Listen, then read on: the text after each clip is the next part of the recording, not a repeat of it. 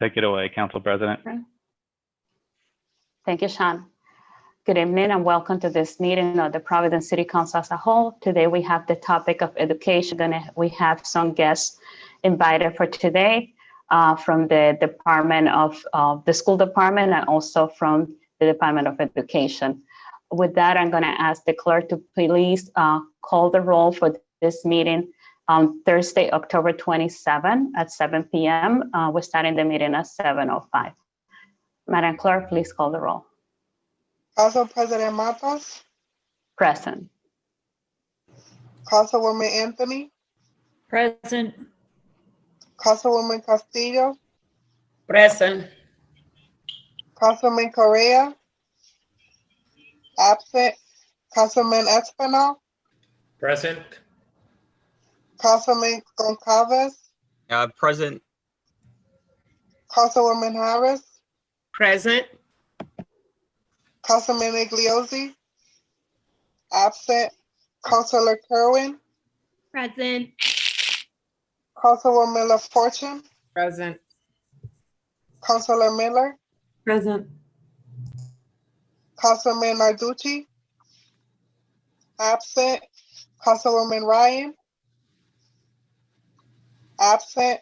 Councilor Salvatore, Present. Councilman Taylor, absent. We have 10 present, 5 absent. We have a quorum. Thank you. Madam Clerk, could you please read the first item into the record? Actually, is the solicitor with us today? I haven't seen him connect. I don't see someone. Let me see real quick. So, Mr. Clerk, can you just state into the record the legality of the meeting, please? Yes, Council President, this meeting has been posted in accordance with the governor's executive order allowing for meetings to be held remotely via this or other mediums. Thank you. And can you please read the first item into the record? Presentation from the Rhode Island Department of Education, RIDE, and the Providence Public School Department, PPSD, on the reopening of Providence Public Schools. Thank you. As I said earlier, we have some guests that are here with us tonight. But first of all, I just want to thank Councilwoman Kerwin, who really had the initiative about calling for this meeting. So thank you, Councilwoman Kerwin. This is a topic that we all wanted to learn more about. With that, Superintendent, how do you want to conduct the meeting? Do you have a presentation? I'm just going to give you the mic to you, Superintendent Peters, to introduce your team that is here with you tonight and how you're going to do the presentation. Council President, thank you so much. City Council, thank you. We're really excited to be back. We do have a deck to share. Art Nevin, Chief of Staff, has that. David, if he could tee that up, we'd be happy to walk you through that. Again, really thrilled to be here with the council tonight. Want to acknowledge the folks from my team and RIDE that you may hear from tonight. Obviously, we've got Victor Capillon and Dr. Kelvin Roldan from our RIDE family on the call with us tonight.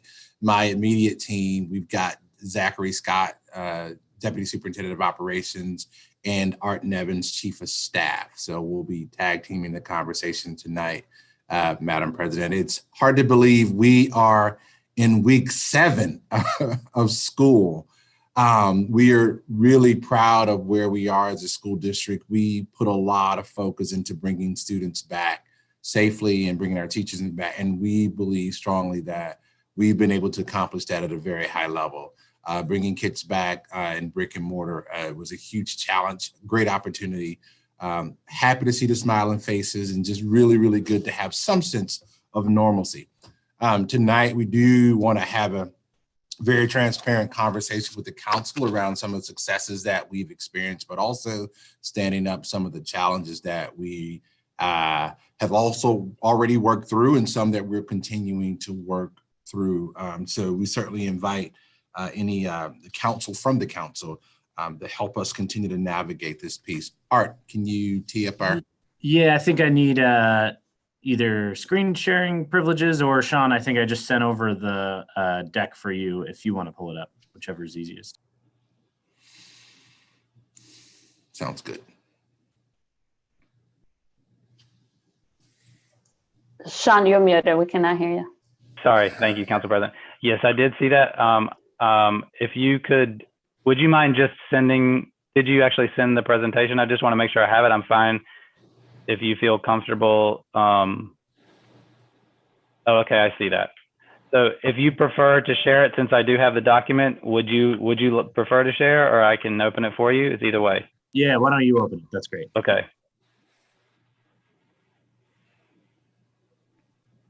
Thank you for sharing, by the way, ahead of the time.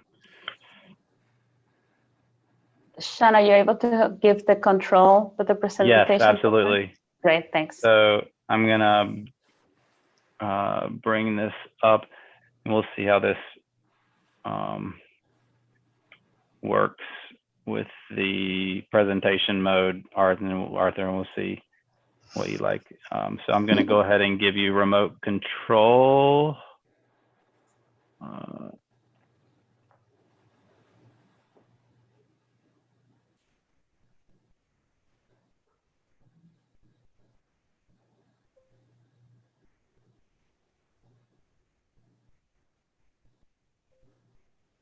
Sorry about that. It's all good.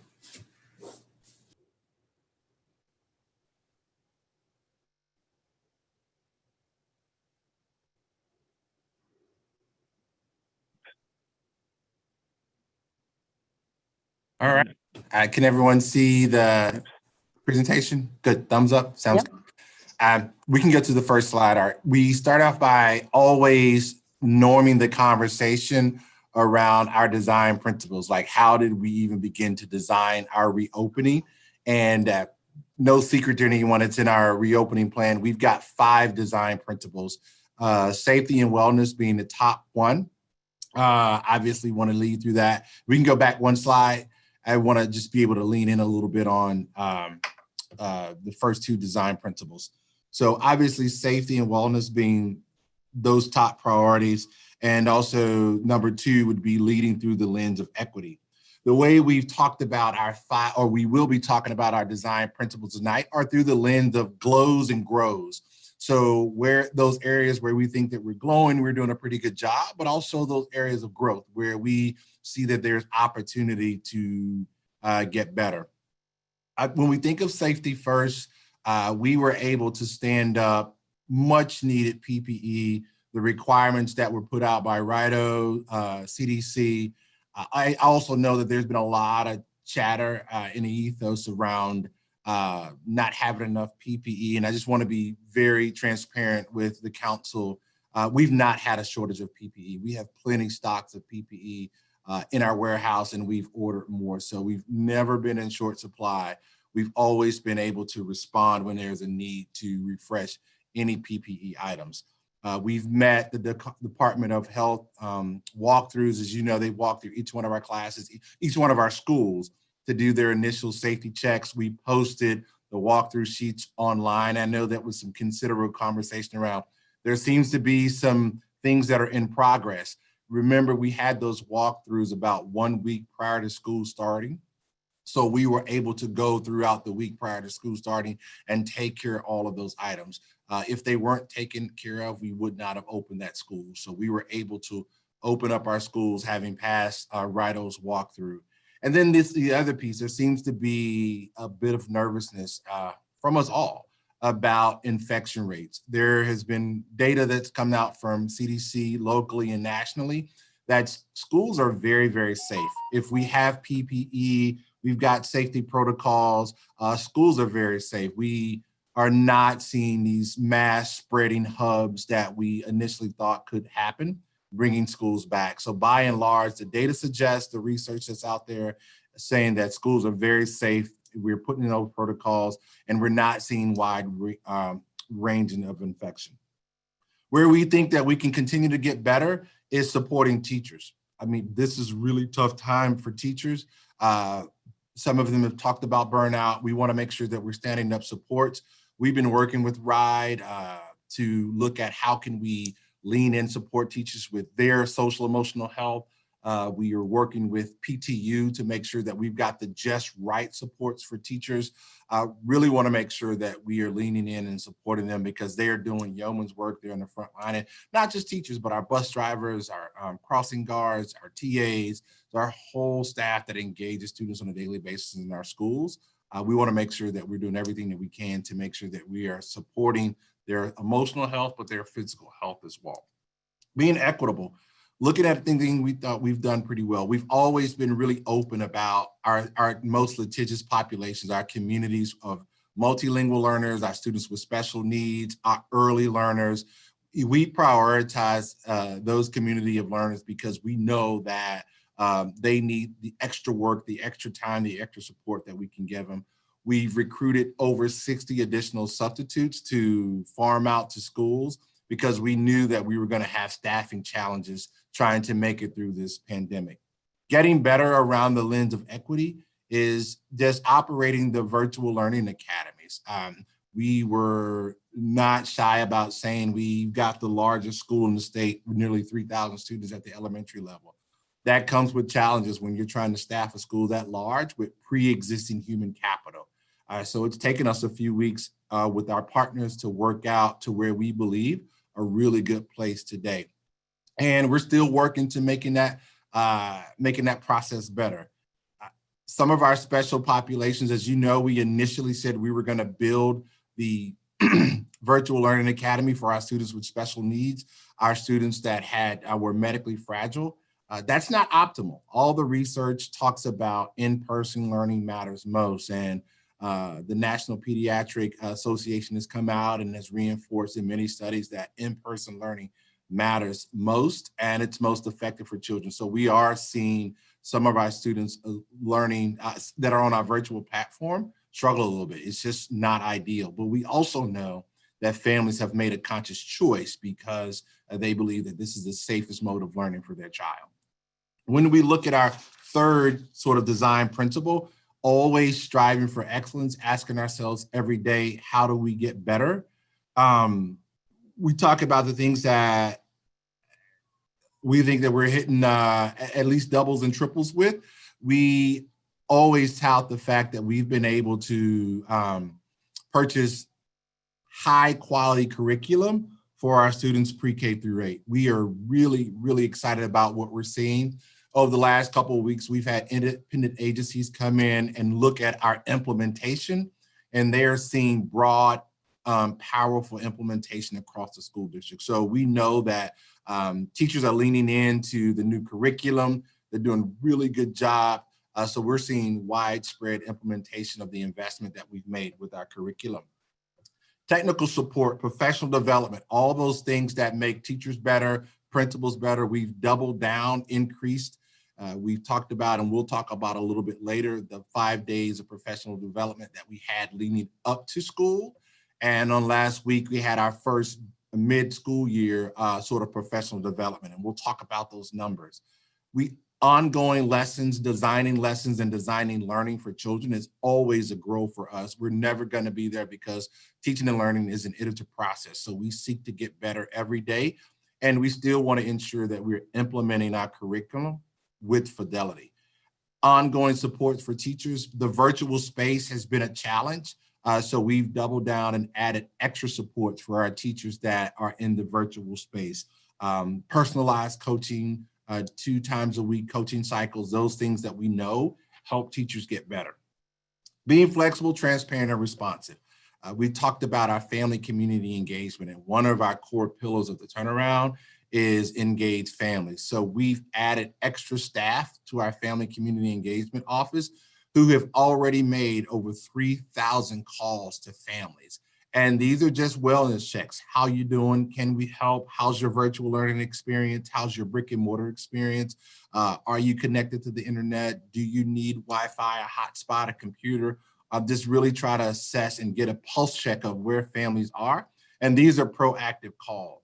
We've also issued surveys to our elementary, middle, and high school parents. Give us feedback on your experiences with Virtual Learning Academy. So we're being very proactive in getting feedback because we want to get better. And there's no district in the country that can walk around with their chest poking out and say they've got it. We're all trying to get better every day. Our PPSD Cares campaign. So we have my team and I have begun to literally walk the streets and knock on doors to recapture the students that we've not had contact with. So we have been feverishly making contact with parents and students. We've got a nifty little door hanger that we leave on the front door if we've not made contact, and it essentially says PPSD Cares and we miss you. Please call us because we want to make sure that you're getting the education that you deserve. What we're finding, Council President and Council, as we engage families, as we knock on doors, there are a few things that we're able to unearth. Some families are saying, listen, our computer doesn't work. Not a problem. We'll walk right into the car and we'll get you a brand new computer. Some may say, hey, listen, our internet is not working. We don't have internet.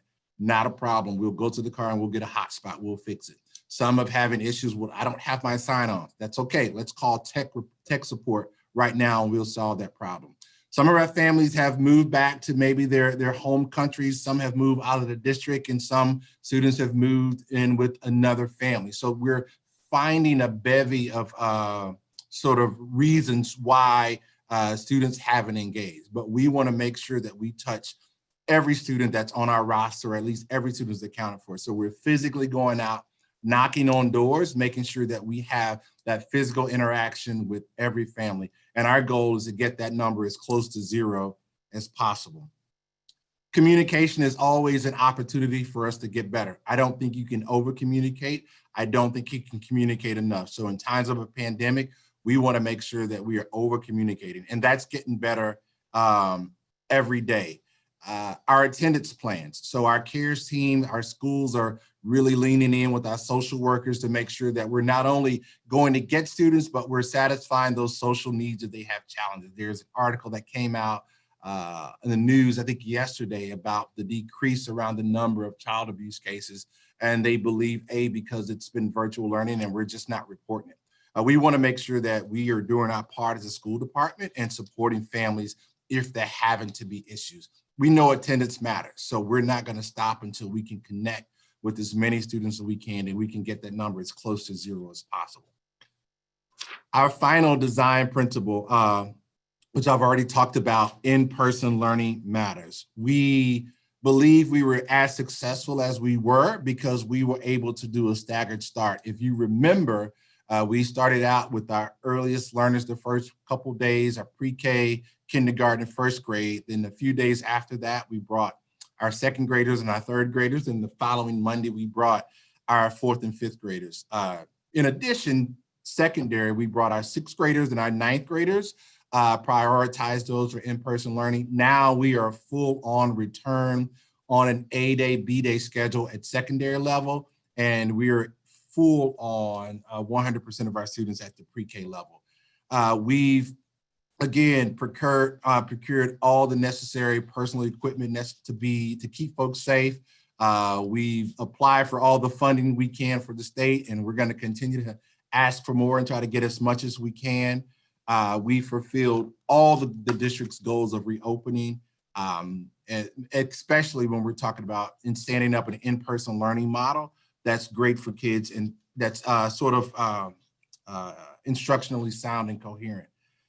We were glad to be able to give families a choice, either full distance learning or in-person learning. And again, it came with some sacrifices and trade-offs with the communities, i.e. we've had 3 start times among our schools, but we think that we pulled it off in a pretty grand way.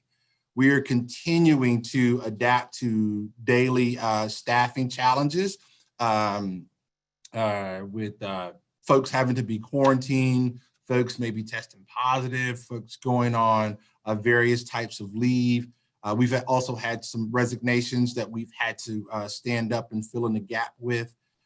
We are monitoring the course of the cases with RIDE and DOH every day. There's a report that I get every morning at 5:30, and it talks about the number of teachers that have absences that are non-COVID related. we juxtaposed that report with the DOH report, the teachers that are quarantined, and then we sort of characterize or we chart schools in 3 different categories: high risk, medium risk, and low risk. And that's purely staffing. And what we're asking ourselves, do we have ample adults to ensure that kids can have a day of learning?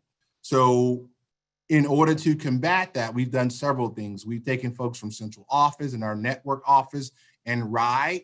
We've got retired administrators that we send to schools. You may have heard in a couple of our schools where we've had to quarantine a principal or an assistant principal, and in some cases both. So we've got sort of people that are ready to stand in the gap and fill some of those spaces, because again, we know our 5th design principle is in-person learning matters. So we're trying to protect as much as we can in person. So we have been able to have folks go out and fill in the gap when we have people that are out for various reasons. But again, that's an everyday conversation. We run the report at 5:30 a.m. We ask teachers if they're going to call out sick or call out for a vacation day or whatever, that they call the system by 5 a.m. That gives us a little time to be responsive and able to plan. And teachers have been pretty good about that. Our next slide, it really starts to get into the operational piece. Zachary Scott, Deputy Superintendent of Operations, will talk a little bit about that, and I'll hop on with a couple more slides near the end.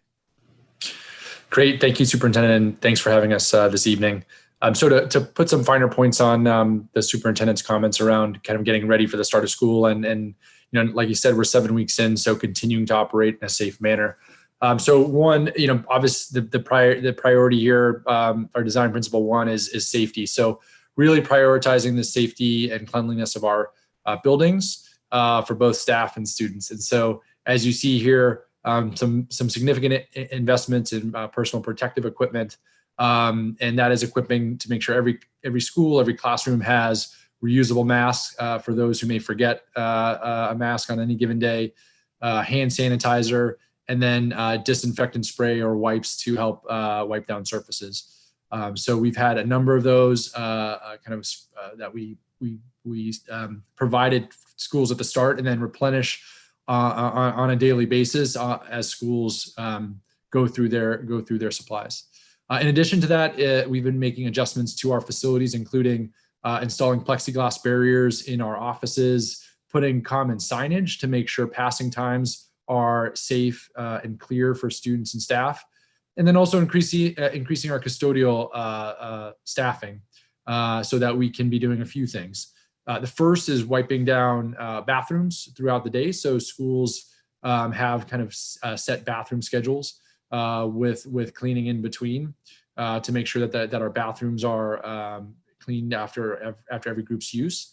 That there's high touch areas, you know, while people are not cleaning bathrooms, they're then wiping down high touch surfaces that may be in use throughout the day, and then wiping down classroom desks every night. So well, kind of above what we've done previously, but what we know we need to do to kind of go above and beyond and make sure our facilities are clean and safe each day.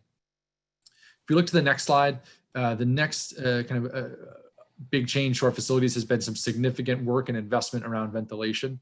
We know how important that is to keeping staff and students safe in COVID-19. So that's been a few different approaches depending on each school.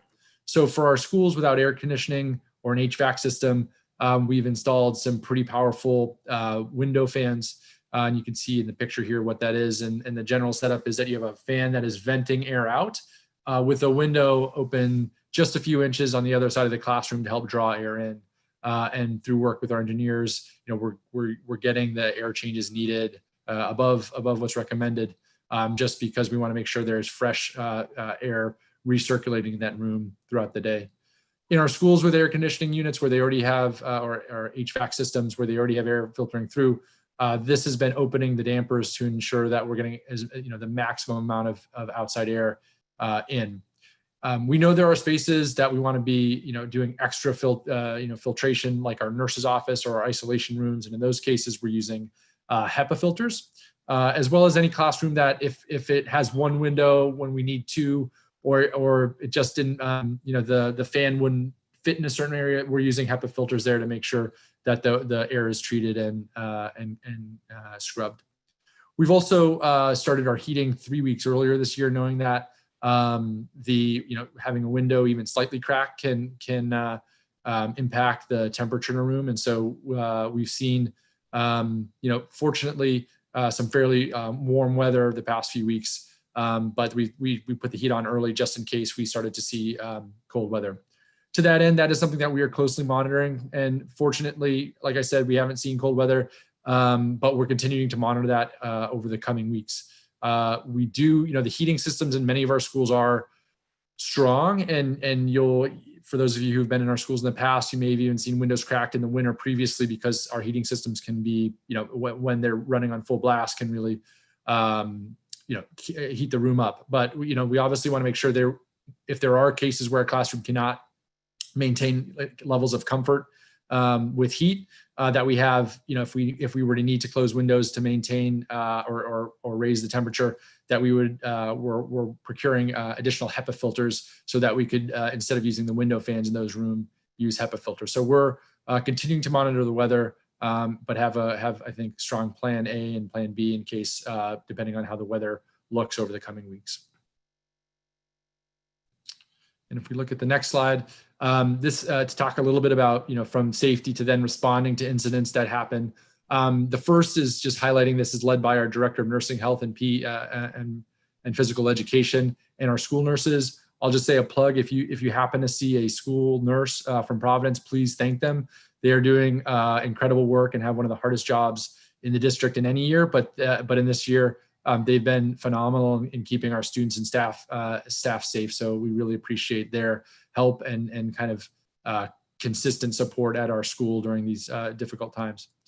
So in addition to kind of having a clear protocol for responding to incidents and working with RIDO, we've also done as much as we can and we'll continue to do more communication and supports relating to those incidents. So that's holding faculty with Zoom meetings with faculty, multiple question and answer sessions led by RIDO. So RIDO's been very gracious with their time and having question and answer sessions with our principals, with our nurses, with some of our teachers who are in specialist positions like art, music, and PE, to answer a lot of the variety of questions that people have.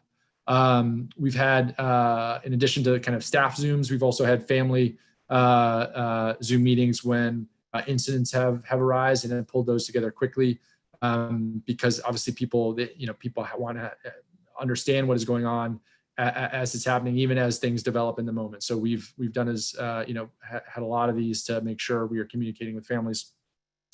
Again, we also want to thank not only RIDO, but the EDOC for their time and answering questions kind of from me on a daily basis, but also from faculty and schools throughout the district. And then, I think the superintendent highlighted the importance of adapting throughout the year. So we had a really strong plan for opening, but we also learned throughout as the weeks go on, some of the things that we might need to tweak and improve. So one of the things that, we learned quickly was, like the superintendent mentioned, there haven't been really any reported cases of in-school transmission, or, people for the most part have been good about not coming in when sick, but we found that people need to be re-educated that, hey, if your family member's sick or positive, you need to be staying home. So we've, wanted to emphasize where we saw, potential challenges with the screening process.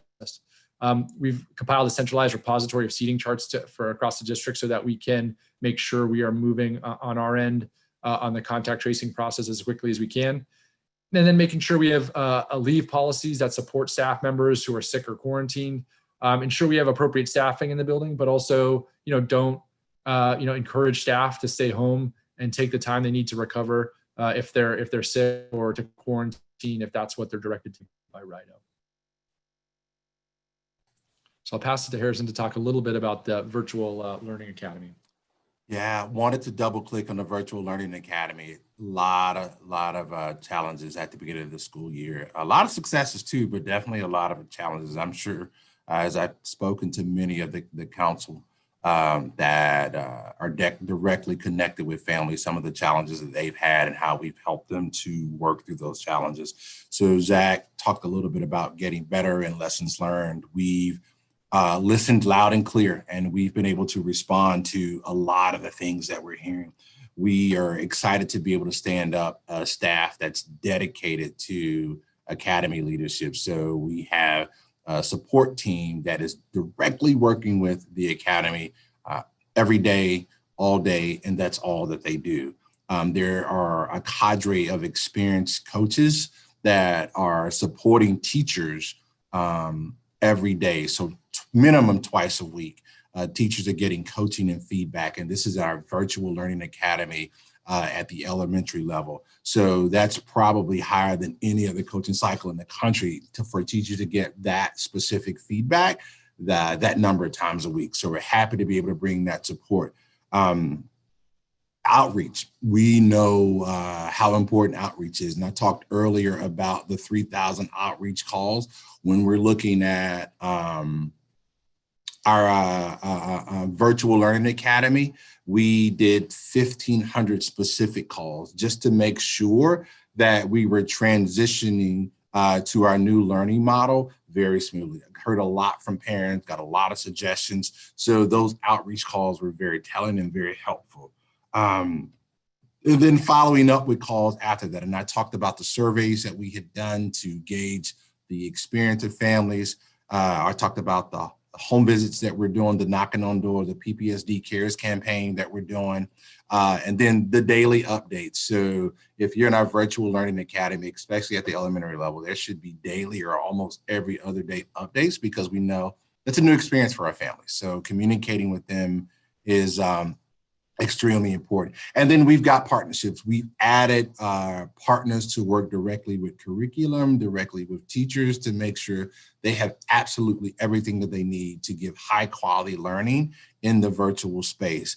We had a lot of frustration at the beginning of the year about I would say the class sizes, but the class rosters with teachers. You may have heard where they said 2 groups of 26 are just too much. Well, in the last couple of weeks, we've been able to work with our PTU family and get those rosters down to where each teacher no longer has 52 students or 2 rosters of 26. It's a 1:36 ratio. So we're really happy that we were able to do that. The trade-off is, many of you may have heard, we've had to use our math and our reading coaches that were in schools as VLA teachers to bring those numbers down. We had a significant wait list. And we've gone through our wait list and contacted every family. There were some families on the wait list who had been sending their students to school, and I said, no, we're fine. We'd like to stay in our school. And then there were others say, no, we're interested in a VLA, a virtual learning academy space, and we were able to accommodate. Conversely, there were also families in the VLA that wanted into brick and mortar. So we were able to accommodate those families as well. So we were really proud that we were able to work through the wait list and serve just about every family's needs. And again, our ongoing process is to improve instructionally every day. We are still in turnaround, we are still in transformation. So we always want to lead with that in mind, continuing to double down and give teachers the support that they need. And we've got a lot of other things on the horizons to help and support teachers and giving them the things that we need. So we'll have a pretty sizable investment in teacher support here in the next couple of weeks that we'll be able to go public around. And just a quick quote that when we call parents, parents says, I love the teacher and the communication we're getting. Things were tough at the initial, but now things are going well. And those are the things that we want to hear from parents. Never going to send the message that we're perfect, but we are going to make sure that we're doing better and that we're getting better every day. Next slide. Professional development, we know from the Johns Hopkins report, from the Turnaround Action Plan, just from the frustrations around our educators, that professional development is something that we need more of. This year, we began just with an unprecedented 5 days of training for teachers at the start of school.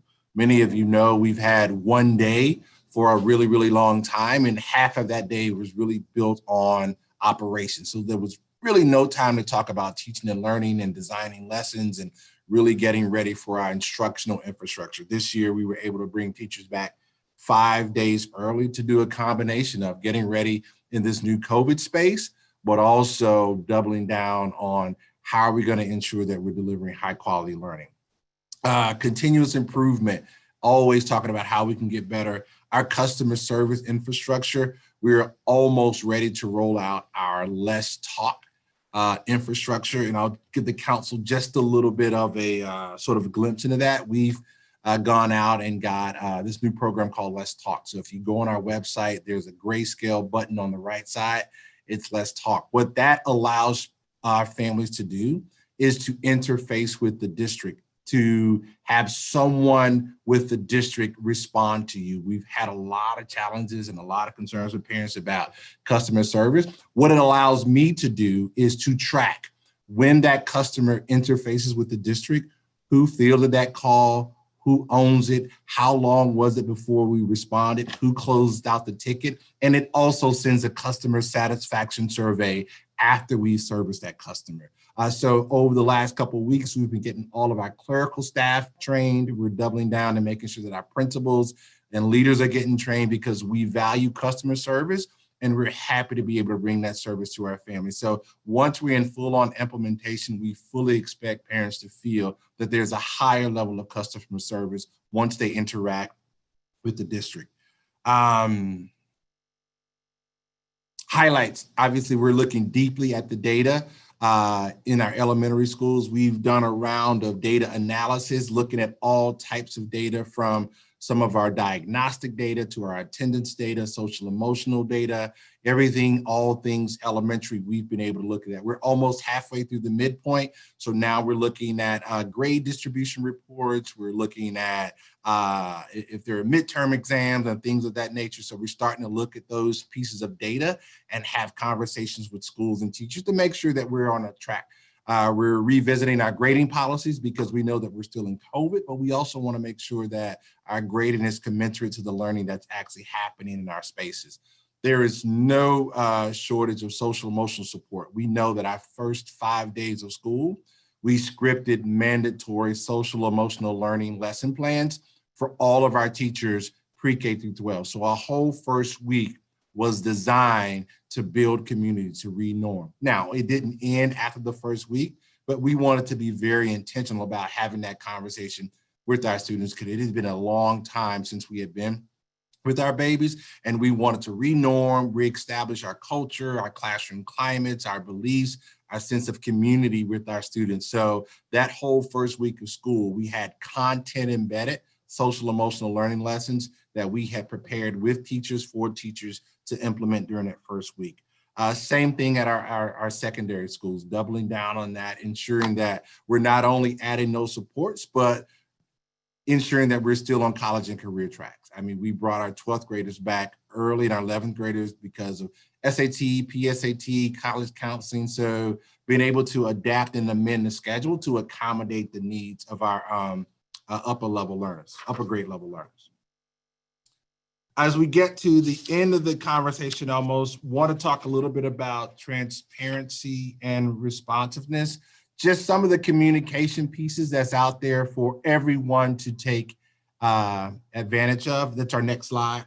Obviously, we've got a pretty extensive parent guide in a couple of languages that parents can refer to, and it's all things reopening, anything from how to keep your kids safe, the daily attestation, how to connect with teachers. You've probably seen the 90-page comprehensive reopening draft plan that we've got on our website, and it has gone through several iterations because, quite frankly, every week there's a different set of conditions, so we've got to amend and adapt. There's a school readiness checklist, a classroom readiness checklist, guide on how we clean classes and what that should look like. The call center is up the weekend before school, just so we could begin to field some of the challenges.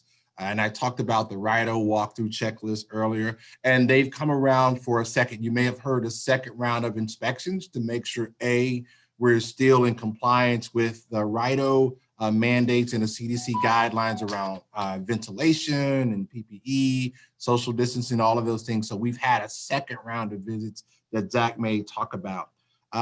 Moving forward, in order to communicate even better, we have, I'm going to say, operationalized a call center that's doing outreach. I send out weekly messages to our entire PPS community that has health and wellness updates, a district update. Again, Virtual Learning Academy is getting almost daily updates from our team. And our website has become pretty much a pretty good resource for all things reopening. And then we found just the value in doing proactive communication, not waiting for families to come to us, but actually doing a better job of outreaching. Zach, you want to take us home with this last slide or last few slides? Sure. So to highlight just a few quick things towards the end of this conversation. Part of this operating or opening is around human resources and finance as well. So a big component here has been hiring additional substitutes, and that's been supported by some incentives we've done to both retain and bring folks on board. And we're also working, RIDE is conducting kind of a statewide campaign to increase and train substitutes that we'll be looking to partner with in the coming weeks. We've also partnered with Skills for Rhode Island, who provided additional, what we called kind of COVID core, COVID aids, that helped staff our schools at the start of the year. And so that was, we knew, even with a staggered start, that it was going to be new protocols, new ways of arriving and dismissing from schools. And so we had additional staff there just to support our school leaders and support our staff and students as we were transitioning to this reopening. And then we've been fortunate to work with our partners at Local 1033 as a win-win, where we are supporting our teacher assistants, many of whom are interested in becoming teachers. And we're working with them in cases where they may provide coverage to a classroom. And part of our longer term strategy of developing our teacher assistants. We've also, on the finance side, worked to maximize our the money allotted under the CARES Act and this Coronavirus Relief Fund, and so have submitted that and are working through spending that with a spend down timeline of December 30. And then in addition to that, we've also taken advantage of other opportunities, including a summer learning grant funded some of our summer learning activities, a substitute teacher grant to highlight, to provide some of the incentives I just mentioned, as well as a broader $10 million grant to support teacher and school leader development over the next 2 years. So not directly related to reopening, but something that we think is critical to supporting school leaders and leadership development in the district in the upcoming years. As we sort of close out the conversation, I always like to try to pivot us and really sort of land on our foundation that we are still in district transformation, and those efforts are still occurring, even though we are in the midst of COVID. We're still trying to transform a district, and we're about to celebrate the 1 year sort of mark of the intervention, and we're going to be happy to roll out some of the accomplishments that we've made. And as we know that it's built on, our turnaround action plan is built on 3 pillars. We've been able to launch and gain broad feedback from the community. You'll see we've got a student council that the TAP plan or the TAP calls for. I'm also standing up a 9th grade advisory group as we think about redesigning our high schools. How do we do that through the lens of the children and the students that we actually serve? I talked a little bit about our rapid response system, where parents can engage with our Let's Talk program to get a rapid response customer service that we can track. Our FACE team is working day and night to ensure that we're standing that up, but also that we're being responsive to the needs of our families. We are still working with our PTU family to get to a student-friendly contract. We believe that that will potentially be a game changer. We have launched an aggressive campaign to recruit teachers of color. Last year, we opened the district with over 100 vacancies. This year, we were below 30. Still have a ways to go, but really, really excited about where we are. And 30% of the folks that we hired this year were teachers of color. So we believe we're making significant strides around the will of the community and the needs of the district. Zach talked a little bit about the teacher school leader incentive grant. We were awarded $10 million grant over 3 years from the Federal Department of Education to do some innovative things around teacher and school leader incentives, which means developing a leadership pipeline, having a bench of leaders, rewarding our highest performing school leaders, and also how do we stand up leadership with our high performing teachers. So we're really excited about being able to bring on that grant. That's much needed funding that we'll be able to use over the next 3 years. Really excited about that, and just want to give a public acknowledgement for the team who worked overnight. It was a huge grant. We were one of only a few school districts across the country that was awarded that grant. So we feel very privileged to be able to bring that to the district and to our city. Again, our ELA curriculum, math curriculum, very happy with where we are. Definitely looking to build out pre-K expansion. Early learning matters, and we know all the research behind that. And then our data warehouse, we are working feverishly to create the data infrastructure that gives our teachers, our school leaders, the data that they need to be responsive to the needs of school. So I've got 2 quick slides that are just FYI. The last slide, the next to last slide is really about, it's a reiteration of how folks get in contact with us. What are the entry points? If I have a challenge, a complaint, if I want to say something good, this is how people can get in contact with us. You can call the Community Engagement Office, you can email the FACE group, or if it's Virtual Learning Academy, there's a direct email that goes directly to the director. Happy to come back later and talk a little bit more about what our Let's Talk initiative is. I think that's going to be a game changer.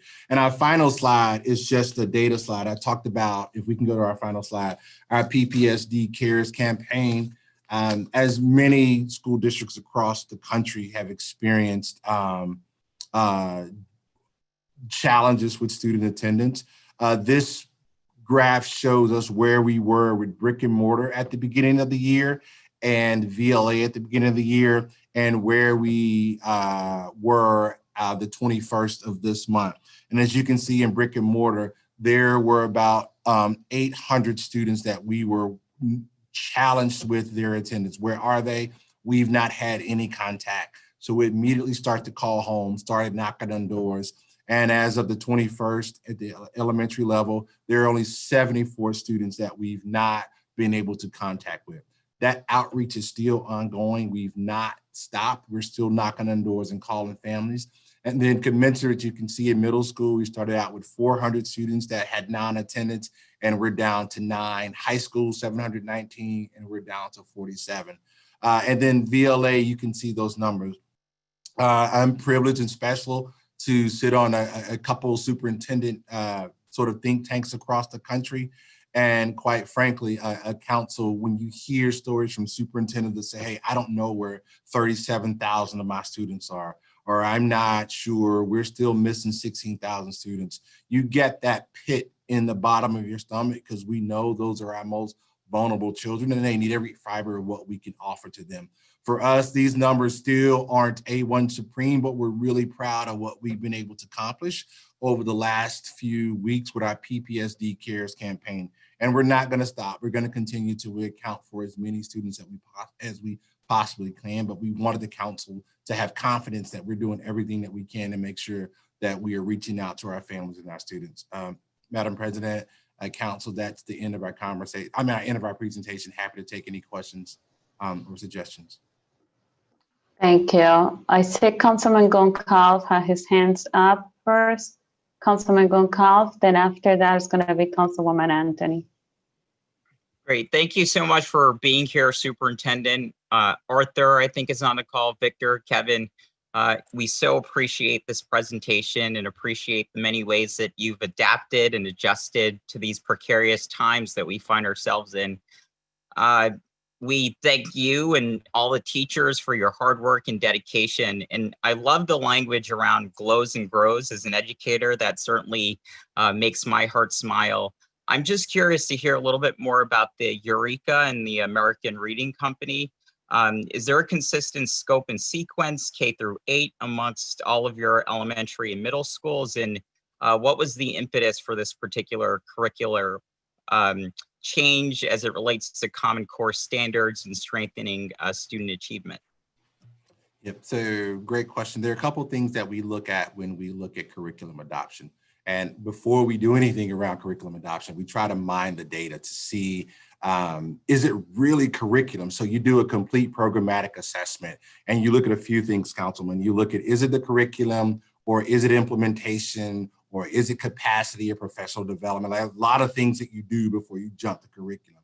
Well, what we've heard and what we sort of observe is that teachers definitely talked about there's no consistent curriculum. The PD isn't aligned to my needs. So even before me landed in this great place, that conversation had already occurred with groups of teachers.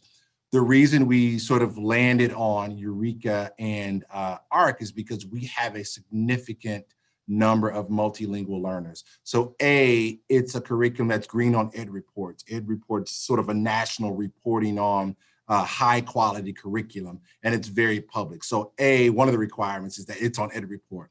B is if it meets the needs of our multilingual learners. And C, a very robust set of curriculum resources and professional development. So at a very high level, that's sort of how the curriculum conversation went through. I know that Dr. Roldan and Victor Capion was a big part of that work too. I don't know if there's something that I missed that either of you wanted to add to that curriculum adoption piece. Thank you, Superintendent. Thank you, Councilman. Thank you, Madam President. Nothing other than to say that the curriculum selection process was actually very collaborative in nature, and it included teams on the ground, teachers who would actually be utilizing that curriculum. So it wasn't a direct selection in terms of a top-down process, but rather it was a very collaborative process that included teachers on the ground who would actually be utilizing the curriculum at the day. And that matters greatly in terms of buy-in, input, and support for teachers. The scope and sequence part, Councilman, I think is critical. And it is module based, and we roll out those modules at regular intervals. We also want to be very careful. Teachers have been really good about having us sort of use caution around the scope and sequence, because there are sometimes, and being an educator, that we've got to go back and reteach and revisit some of those skills that we've not quite getting. So it may throw them off the scope and sequence a little bit, but then what we do is, okay, so how do we catch up, and how do we make sure that you've got to make sure that we expose them to all of the standards that we can, especially those power standards, but we also want to make sure that they're actually mastering the standards. So it's that fine balance, as you know, between getting through the scope and sequence, but also ensuring that they grapple with the material in a deep, rich way. What we've also found is that no curriculum is perfect. So we've also stood up sets of culturally rich text that look like many of the students that we serve, that are authored by the students. So all of those things matter, but a lot of that stuff went into the purchase of the curriculum. So having books like Esperanza Rising and that have Black and Brown authors, we thought were very critical for our students, because that's part of the feedback that we had gotten from them as well. So a lot of, as you know, goes into selecting that curriculum, and we tried to be as sort of objective and inclusive as possible, knowing that it had to be green on red Ed Reports, because that's going to ensure the fidelity and the alignment of the standards, to the standards. That's so great to hear, especially, given the fact that students need to see themselves reflected in some of the literature and their curriculum. So it's just so lovely to hear. I know we have little purview over RIDE given the state takeover, but the council passed several resolutions related to school reopening plans, encouraging that every school, had a school nurse and a substitute nurse. Is this the case? And if not, how's the district navigating this? Yeah, so each school does have a school nurse full-time, and we do have both kind of on contract in case of a kind of a spot absence, some additional nurses, but we also have a few nurses who part-time support our registration center and help look at immunizations, but they're also deployed in cases where there's an absence. So, it is, we do monitor that closely, because having a nurse in the building is always critical, but particularly as they support screening and case reporting.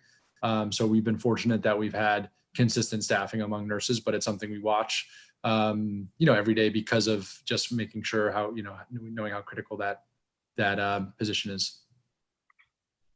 Absolutely. And it was so great to see your attendance over time. And there was another resolution that encouraged virtual workshops that parents could opt into in order to reduce absenteeism and also help parents understand best practices around virtual and distance learning to best support their children and to also ensure their success virtually. Is that something that's been offered? And if not, what are some of the other mechanisms that you have used to perhaps address this issue? Absolutely. So we are really excited to announce, and I don't know if you've heard, but we've listened. We have our fall winter parent academy that's coming up. Actually, I'm sorry, October 19th through December 23rd are the dates of our parent academy. And if you go on our website, it has a lot of information around the supports they'll be getting, the training classes they'll be getting, how they can outreach. So we've been listening very attentively to the council and the expectation for schools, and are happy to be able to support the expectation that you share. But yeah, we've got a pretty robust more to come, obviously, but we want to make sure that what we're doing at its quality and that parents are taking advantage. So Parent Academy has already started. It'll be running through December, and all of that information is on our website, Councilman. Wow, that's over to the super council. exciting. So I don't want to take up too much time. So I appreciate your time and appreciate you being willing to engage with these questions. This was incredibly informative, and we're grateful for you all and all that you do for our schools. I might have some other questions later, but I'll pass it on to my colleagues here. Thank you, Councilman. So we have waiting Councilwoman Anthony, then after that it's going to be Councilor Miller, and then Councilwoman LaFortune. Councilwoman Anthony. Yes, thank you, Council President, and thank you, Superintendent, so much for coming and discussing these very important issues with us this evening. I have a really quick question, well, several quick questions. One, I just wanted to understand the student-to-teacher ratio in the Virtual Learning Academy and your brick and mortar. So if you'll just take a deep breath and just humor me for a second, Councilwoman, I'll try to explain this in a pretty interesting way, the challenges that we're having. So what I've asked people to do is just imagine this. I've asked them to draw 5 circles on a piece of paper, and in the middle of those 5 circles, write the number 26. So that's one elementary school, that's 5 grade levels, and that's 26 students per class. That's regular brick and mortar every day. Then what I've asked folks to do is each one of those 26, those classes, take about 3 or 4 students out of those classes. Mm-hmm. So you may take 3 out of 1st grade, 4 out of 5th grade, 7 out of 3rd grade, and what you'll have all the way till you get to 26. So once you do that, then my question becomes, even though you've taken 3 out of this class, 4 out of this class, 7 out of this class, how many teachers do you need? And people say 5. No, you need 10. Because remember, you've left the majority of the students in the class, but you also have taken 4 or 5 students out of every class. Well, each one of those students need their own, groups need their own students because it's a different grade level. So the numbers just don't work. I also add, as you begin to take students out of those classes and start to look at the student profiles, there may be students that are multilingual learners that also have special needs, so they require a unique set of supports. So what we've had to do is stand up, and I'll use the elementary level because that's where I think a lot of the challenges have been. We've had to stand up a school of 3,000 students using the same number of teachers, because we've got 3,000 students on a virtual learning platform, but we still got the others 6,000 or 7,000 in schools, and we don't have a larger teaching core. So that has been the challenge. So when you look across the nation at virtual learning academies, the average across the nation is a 1 to 50 ratio. You also hear in places like New York where it's 1 to 300 or other places. So when you look at virtual learning academies, that is typically the average size caseload because it's a very different theory of action when it becomes online instruction. And just real quick, I know I don't have a lot of time, but Dr. Roldan, I know he's got a lot of experience in this space across the country, and he could add a little more color to that as well. Thank you.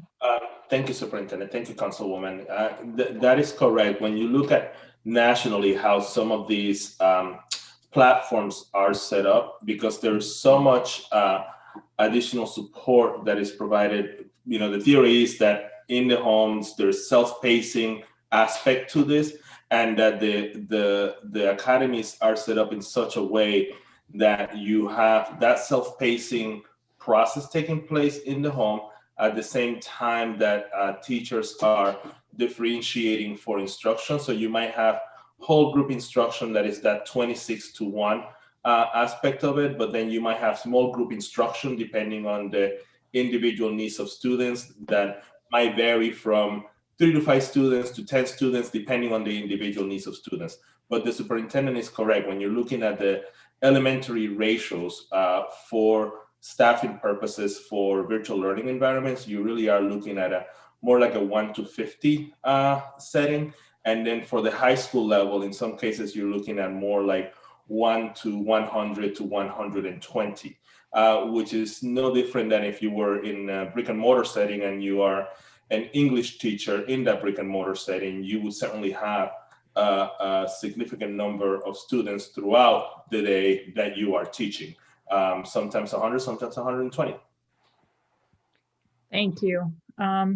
The other question I have is, I think the superintendent, you mentioned that there's been broad feedback from the community. Is that, can you talk a little bit more about that? Is that are questions, surveys? How are you collecting that data?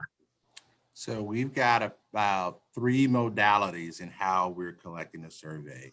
So all of our families got a survey that we send out via Kinvo or via parent link or email. So you can respond that way. But we've also done nearly over 3,000 outreach calls. Like we've got a call center that's staffed with our Skills for Rhode Island folks, our family community engagement folks, and they are specifically calling parents and say, we're calling specifically to get feedback. How was your experience? What do you need? How can we help?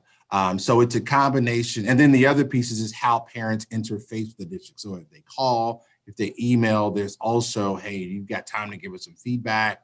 And typically, there's an opportunity to engage with them in a way to they're telling us about how their experiences are. So those 3 modalities is how we've been getting feedback: survey, outreach, and then when they interface with the district, either by email or the call center. Thank you. Thank you, Council President. Okay. So next we have Councilwoman Miller, then Councilwoman Lefferton. But can I just, I'm sorry, Councilwoman Miller, just gonna jump in really quick before I forget. Are we using Kimball or we're using a Skyward? We're using both. So Skyward is our platform where we house, where we house grades and stuff like that, but it also has an emailing capability. Kinvo is a great tool because it allows us to text message, it allows us to communicate back and forth 2-way, and it also translates in some 30, 40 different languages, Council President. So we actually use both. We try to communicate as many ways as possible. So you may get a Skyward email and you may get a Kinvo message. We want to make sure we over communicate. All right, I'm gonna go back to this question, but I don't want to take more time from Councilwoman Miller. Sorry, Councilor Miller. Thank you, Madam President. And again, I'll just echo the thanks of my colleague, Superintendent Peters, for joining us tonight, and your colleagues, both at PPSD and RIDE. I have one really specific concern that I've heard from multiple families about. So, and I appreciate the emphasis on in-person learning, but I've heard from multiple families where, situations where a private family doctor, counselors at schools, teachers at schools are all it's advocating for a particular student, saying that home is best for the student at this time. And the response back from both PPSD and RIDE has been, no, they have to be in school. And so I've heard that explicitly from at least 3 families and another who's struggling with a particular situation. And so I'm curious about how we can, I'm curious about why that would be, and also how we can better support families who, we're all going through incredibly difficult times right now. And for some students, being in person can activate other health issues, mental and physical. Yeah, no, powerful question. Happy to respond. So we have been taking family concerns lately case by case. Obviously, if there's a medical condition, we want to be very sensitive to that. That was the initial reason that we even stood up the Virtual Learning Academy. There's also limited space, but we also want to make sure that we're working with families. And we have been doing that as late as last week. So if you want us to connect us with those 3 families, then we can do some reconnaissance. I would need to know more specifically about their challenges. It sounds as if there are some medical concerns. And if there are medical concerns, we want to be very, very careful and work with the family, because we don't want to expose them to any undue challenges. Zach, are you seeing anything differently? I know we've been working through those things with Matt and the team. No, I mean, I think, certainly please have those families reach out if they're said on medical concerns. That is something that we want to ensure students are supported. Absolutely. No, and I appreciate that. I guess I worry about if this is happening with 3 families that I know of, and they are in touch with me. Unfortunately, everyone doesn't know that they can call me or call their city councilor. I worry about the families who are there's got to be other families in a similar situation who feel like they have made the case, and whose school has made the case both to RIDE and to PPSD on behalf of that student. And they're still not able to get, for whatever reason, through. So I really appreciate that, and I will take you up on that, and I'd love to connect you to the families I'm speaking of. Yeah. But I am worried that there's a broader issue around equity and access for some families who are struggling right now. Yeah, we're happy. I'm sorry, go ahead. Yeah. No, sorry, Superintendent. Thank you for that. And Councilor, if I could just add to that we take this matter very seriously. And have worked very closely with the superintendent and the team at PPSD, but just also know that we have worked statewide specifically on this issue. We at RIDE stood up a state virtual program specifically for students and families that might have some CDC guidance-based exposure to COVID-19 that might prohibit them from being able to attend in person in a brick and mortar setting. So we take the matter very, very seriously, and have, we assure you that this is certainly something that we have acted upon and continue to work to do so every single day. Thank you. Yeah, thank you. I appreciate the response, and I will absolutely follow up. Thank you. Thank you. So I was going to do a check-in. I'm showing 5 counselors with hands up. I just want to make sure if you're all set, please let me know. But next is going to be Councilwoman La Fortune, then Councilman Espinal.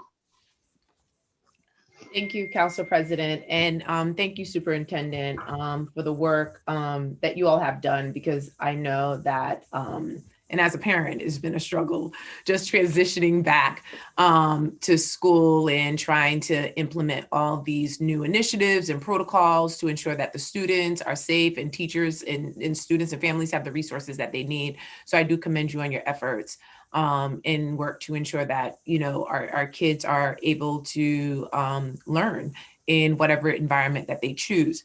So I just wanted to touch base a bit on Councilwoman Miller's questions, because I have heard some feedback from families as well.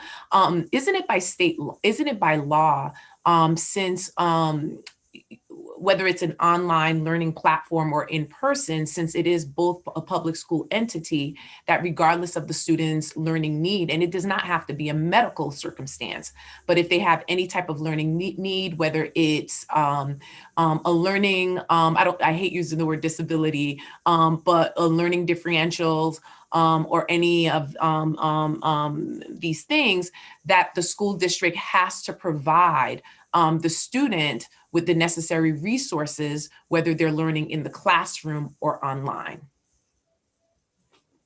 That's a great question. I think it's a loaded question. I'm going to try to unpack it a little bit. So there are a couple of things that I would add. So yes, we are committed and we are bound by law to providing all children a free and appropriate education. If there are special needs or differently able students, then yes, we have a commitment to provide those services. We also know that we are in the midst of COVID, so those services may look a little different. There are certain services that students get that are like physical therapy, occupational therapy, that causes the physical interaction. So that's a case-by-case conversation that we have with families. So there have been challenges, and I mean, there have been cases where we've got families or students that are on Virtual Learning Academy, but they have individual education plans that require certain types of support. And we do give it a good faith effort, but what we do, we document with parents around what we're doing. And we also know that in that there may be a plan or an opportunity to catch students up. I know there's been a lot of conversation at the state level around how we address students with IEPs. So I'm also going to give way to Dr. Rozan, because I know he's got some specifics around that as well, and how the state has supported districts with that. Yeah, thank you, Councilwoman. Thank you, Superintendent. So we have gone to efforts to specifically hone in on how we do this, how we do it better. I'm not going to tell you that we have it 100% perfect, right? Because under this context, like the superintendent said, there are certain types of services like PT and OT that require a very individual, different type of approach that is not easily delivered by our virtual means. But that being said, we are being incredibly intentional and cautious about documenting all of those cases, so that to the extent that we have to provide compensatory services or make different types of arrangements, we are being very, very clear about how, when, and in what manner we do that. So yes, you're absolutely right, but there COVID-19 presents particular sets of conditions that make it a little more difficult, but at the same time, we are doing extra duty to make sure that we are documenting and doing the right thing for children and families. Okay. So even with COVID-19, and for students with IEPs, as a parent of a student who graduated with an IEP, and the IEP did not require any PTO or OT, because it was more of like a learning need, because my child was tested gifted, but also struggles with ADHD. And when students are required to be self-directing when they're learning virtually, it is a challenge. And so my question to you is, are these students and are these families being assigned some sort of educational specialist that is regularly contacting the families, checking in with the students and the teachers to ensure that they're on task? And what are some additional virtual or technological resources that are being provided? Because whether it's COVID-19 or not, it is still our responsibility. It is a public education. And if the student has documentation stating that this is their need, this is what the school should provide them, we are legally responsible to provide them with those services. And so, or the school district has to provide some sort of compensation to ensure that they're getting it elsewhere. So my question is, are those families being assigned, or these students being assigned some sort of education specialist? Have you hired additional education specialists or trained people within the district's office to serve in that capacity, knowing that you guys are short with staff, but how are you managing that to make sure that our families, regardless of their learning ability and their learning needs, are getting the services that they deserve? Yeah, so I think I want to bifurcate my response in that there are teachers that are certified teachers of students who have special needs. There's always a shortage of those teachers. But if we're talking about our clinicians and our folks who provide those specialized services, yeah, it's a resource strain. So we've gone out to bid and we've got several agencies on retainers to help with evaluations, to help with assessments, to help with services. But just know that we're also in competition with every other school district in the state who has those challenges also. To that end, you're absolutely correct. We have a commitment and a right and a mandate to serve those students. So there are a couple of things that we're doing. If you're at the secondary level, more specifically high school, you know the flipped learning class philosophy that we have. It's student self-directed and all of those things that go with the self-directed flipped learning style class. However, every student has a learning coach, a teacher that's in his or her own home school that can help track and support. In addition to that, we are standing up tutoring in our high needs areas to make sure students can get the extra support that they need. For instance, we know the ELAs and the math classes and the science classes have been traditionally challenges for students across the country. So we're loading schools' budgets. We're loading money into their budgets, not loading their budgets, so that they can pay for extra support, extra tutoring. We're also bringing agencies in that can do online tutoring and support, partnerships with some of our secondary partners who have student volunteers that can do push-in supports. So we're really trying to stand up as many supports as possible to make sure students get what they need. Zach, I see you leaning in and out. Did I miss something? Zach? No, I mean, I think like you said, there's a lot of different ways we're supporting students, and each, every student, even in the high school where it is more self-directed, has a PPSD teacher that's working with them and monitoring their progress. I just like to add, Superintendent and Councilwoman, the intentionality that is going behind this. Like, for example, tomorrow, there is a team of RIDE and PPSD staff that is getting together to go individually through, dozens upon dozens of IEPs to make sure that both RIDE and PPSD are doing what is necessary for those students, even in the context of a virtual setting. So, and it's not something that happens once, it's something that is absolutely ongoing, because, students need change, right? And the conditions over that COVID-19 present means that we have to do this on a continuous basis. So it's a great question, and we take it very seriously. It's not perfect, but we are absolutely on it on a very continuous basis. Okay. So, thank you, Dr. Wilden, and thank you, Superintendent and Scott. So Superintendent, you mentioned earlier that there's been continuous assessment that's been done. There's assessment through survey, through phone calls, and you mentioned something else. I don't think I wrote it down. So my question is it possible for us to get the results of those assessments and to also see those results disaggregated, so that we can see as a community, what are the needs, where are the gaps, so that we can also figure out how we can advocate to better support the needs of the district. And in terms of like the attendance, because it would be interesting to see the assessment. I'm curious to know if part of the issue at the very beginning was due to transportation, et cetera. But if you can provide us with the results of these assessments that you have been doing so that we can see the data disaggregated, it would be great to see it by demographic, as well as broken down by school and level, so elementary, middle school, and high school. And have you, in the assessments that you guys are doing, what is the framework that you're using to do these types of assessments, and what are the three or what are the top goals that you're trying to meet with these assessments? Yeah, so a couple of responses to that. I'll even sort of add more to it. We also have a pretty sophisticated tracker around what happens when we visit a student's home, and how we input that data into our database. And we're happy to share that as well with any of our survey data. As long as it doesn't violate any students' rights, we're happy to share that data in a disaggregated way. I think that's very appropriate ask, and leading to how can we support our communities much more effectively. So happy to do that. What we're trying to find out from the assessment data and from our survey data is basically how can we get better? First of all, sort of mining why students haven't engaged in school. So the outreach piece is, okay, what has kept you from attending school either virtually or in brick and mortar?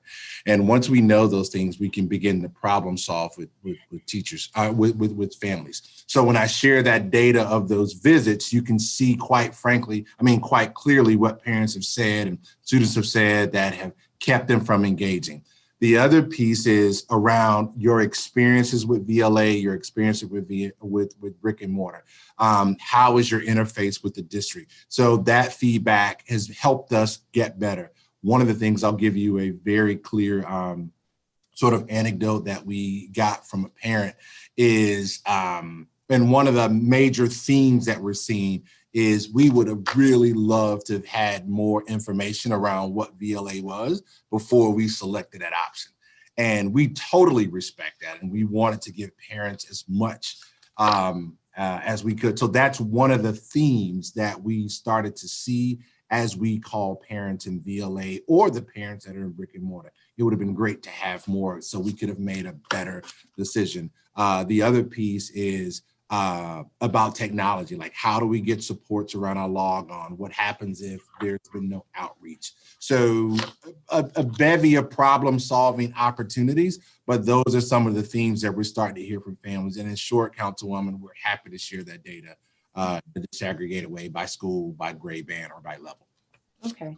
So my other question focuses on curriculum. And I also want to mention that when we had the meeting with my ward and some other council members who joined, and we've talked as well about having the city year core also serve in a capacity in serving the students. So I don't know if that's something that has been implemented. I had suggested perhaps having these core members in the virtual classrooms. They can also serve as, partners and be individuals or groups that are reaching out to families and engaging with students and assessing those needs as well. So hopefully that's something that has been implemented. Yeah, I see Art nodding his head. We've had a great partnership with City. You want to talk a little bit about what that looks like? Yeah, no, I know initially nationally they did not have core members in classrooms, so there was a little bit of a pause at the start of the year. But since the beginning of the year, they've been great partners in identifying kind of their own safety protocol for their members, but then one-on-one with schools figuring out what is the best way for them to be engaged. And those partnerships have kind of reconvinced. So very excited about that. Yeah, thank you. So in terms of the curriculum, I know that Eureka and the other, like the science curriculum, Eureka with math, has been the same curriculum that we've been using. I want to commend you on the new reading curriculum that has recently been implemented. It's wonderful. I've been hearing nothing but wonderful things about it from the schools. The material that my daughter is reading, she's very excited about in the elementary school. So thank you for implementing and RIDE for implementing a more culturally relevant curriculum within our classrooms. Now, with that said, we're still missing that cultural relevance piece within all the curriculum. So about 5 years ago, I was one of the researchers that worked with the school district as well as PSU to do the research on ethnic studies curriculums throughout the country. And we provided a report to PSU and to the school district to figure out how to implement ethnic studies within our curriculum. That has still not yet been done officially. That's number one. So ethnic studies should be a piece that's not just implemented in the reading, which in literature it's critical because students should be seeing the readings that literature should reflect the students, but also literature should expose, because I shared with you how my love for Shakespeare started with, my English teacher in high school. And I have a book of the whole collections of all the Shakespearean pieces in my house now. but we should also make sure that it's implemented in history and science and math. The other piece in terms of like the professional development aspect and curriculum, we know that our school district as a whole, we've gone through, I believe, 3 different curriculums in the past 5 years. And every time teachers become familiar with the curriculum, they're learning how to implement a new one into their teaching. So as part of your professional development, is there any training that is being done to help teachers teach the curriculum that is at hand? And what are the assessments that are being done to ensure that the teachers, as you mentioned earlier, have mastered that curriculum? Because when the teachers are assessed overall, they get high scores, but yet there's a disparity amongst the students who are learning and their test scores and what the results of the teachers' assessments are telling us. So how can we create an assessment tool, whether it's a combination of peer assessment as well as, you know, other formats that can ensure that the teachers, one, are being trained to teach the curriculum, there's continuous training, and there's assessment to look at where we can improve in various areas. Yeah, so that ongoing programmatic assessment is absolutely critical to the survival and implementation of any curriculum. So a few things that I would add. So we have, along with the curriculum purchase, we have purchased a robust set of supports directly from the American Reading Company. I want to back up a little bit and talk a little bit about what happened when I first arrived and what happened, what's happened since. I talked a lot about condition setting, Councilwoman, and having the conditions in a school district for high quality learning to occur.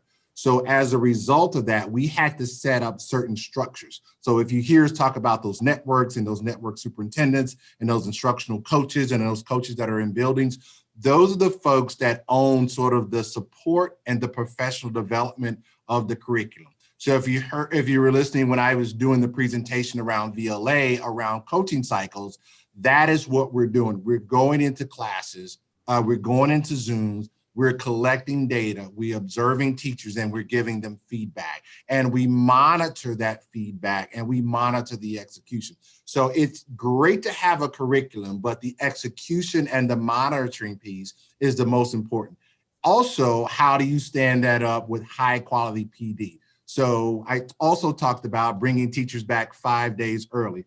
That was designed to do exactly what you've just described, giving teachers a deep, rich experience and exposure to the curriculum. Last Monday, when we had our professional development day, it was designed to do exactly what you described. Reorient, refocus, what's the next set of competencies, the next set of standards, the next lessons that we're going to review. Between those bookends of professional development, that is when our learning teams, our network teams, our principals, assistant principals, and lead coaches spring into action. So they're giving professional development and support during teachers' planning period.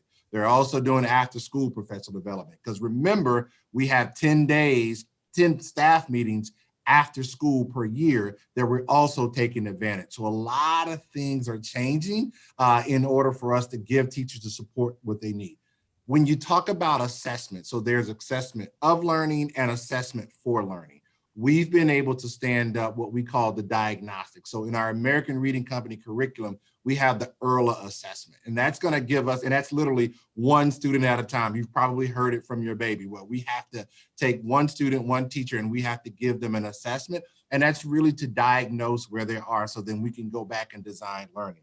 So there's assessment on the student side, there's coaching support cycles on the teacher side, and we book in that with hopefully high quality PD. So I hope I at least begun to answer part of the question. I look forward to seeing the assessments once you share that information with us. And thank you, Councilman Espanol. I just have like 2 more, but I'm gonna put the 2 more together so it could be one question.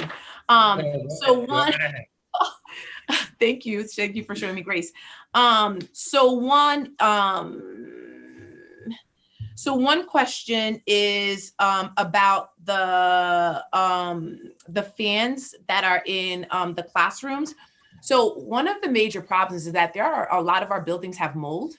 And so just placing a fan in the window does not necessarily resolve the issues within the classrooms.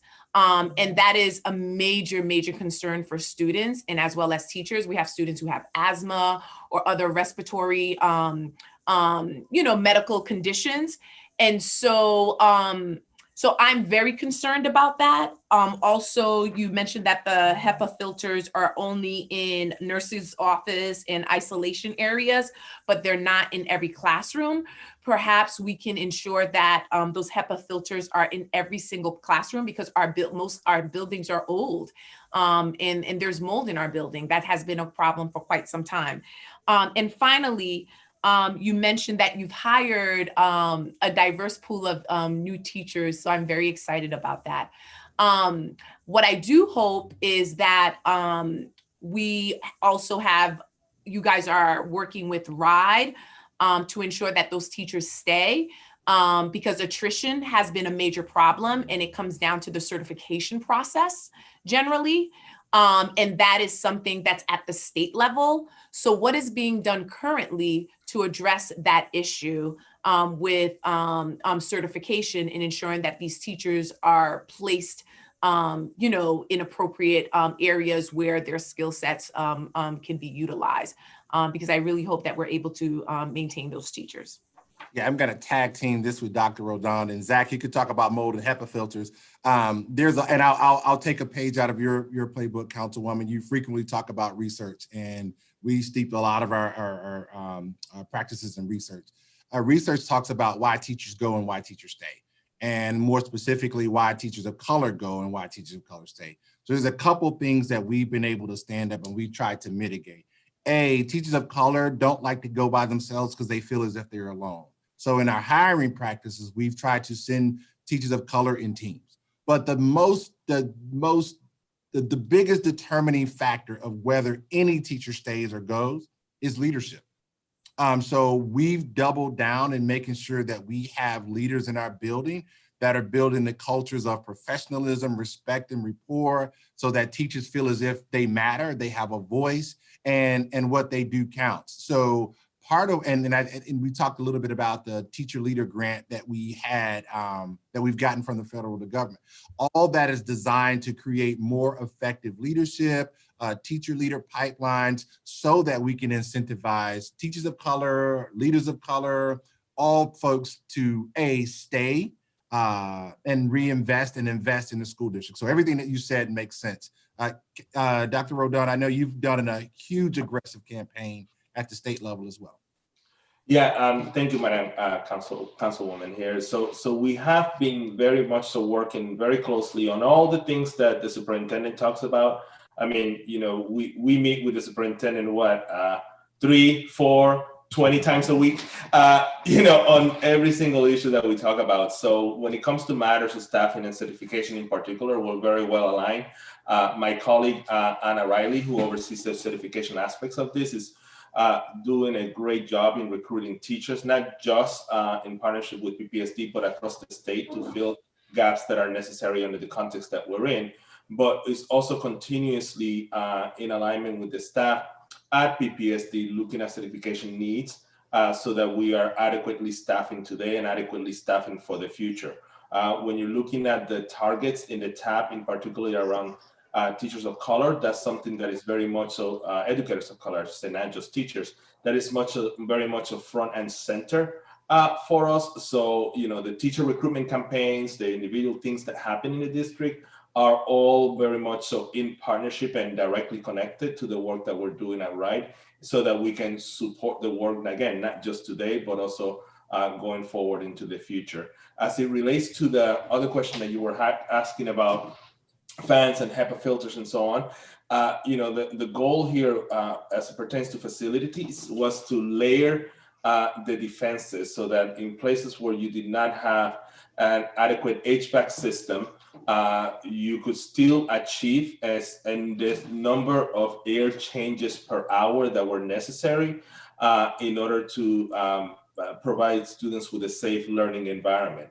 So I'm going to let Zach take the rest of this, but just know that we have done a lot of research, a lot of work in partnership with the district to make sure that whatever measures we are taking in every single building are really aligned with that research and providing an adequate environment for students to be able to inhabit those spaces. In spaces that we would not be able to reach those, we made different adjustments, and in some cases, those places are not available for regular instruction and have very much a reduced capacity in those spaces.